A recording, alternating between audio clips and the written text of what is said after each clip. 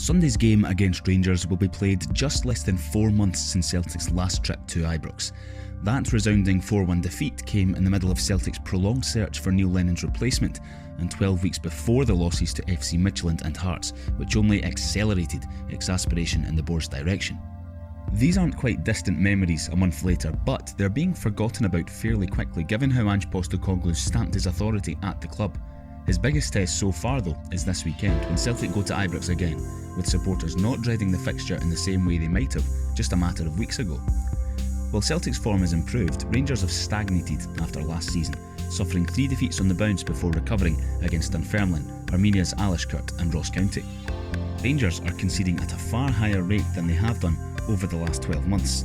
Since their first competitive game of the season against Livy, they've conceded 7 times in 7 games, with Ross County, who had a combined XG of less than 1 over their first 2 games against St Johnstone and Hibs, scoring twice against them in Dingwall. After 7 games last season, Rangers hadn't conceded a single goal. Contrarily to Celtic this season, Rangers' success last term was built on solid foundations and a good defence. In front of that rearguard this season, with Ryan Jack injured and new signing John Lundstrom not really finding an immediate rhythm, there could be room for David Turnbull, Tom Rogic or Ryan Christie to break lines and help find Kyogo Furuhashi, Leo Labada or James Forrest off the shoulders of the Rangers backline.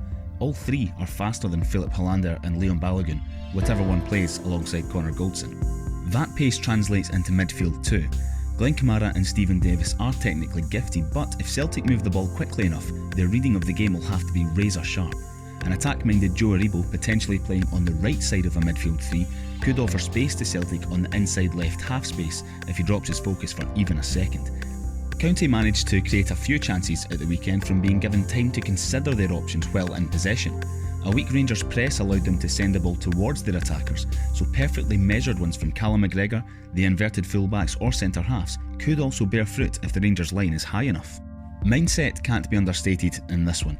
Celtic have been guilty of conceding chances since their impressive run started, but it's only Hearts, once from open play with the last kick of the game and once with a penalty, that have found the back of the net. Dundee, St Mirren, Jablonec and AZ Alkmaar all failed in Parkhead. Celtic's potency, combined with Rangers relinquishing their unbeaten record and more porous defence, might swing the balance of psychology in Celtic's favour, which seems bizarre given how last season unfolded.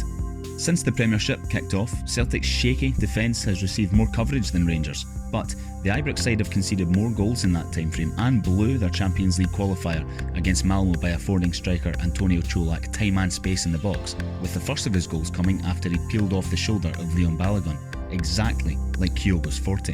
If Rangers are frail at the back and in their press, this is a Celtic side that can profit from it.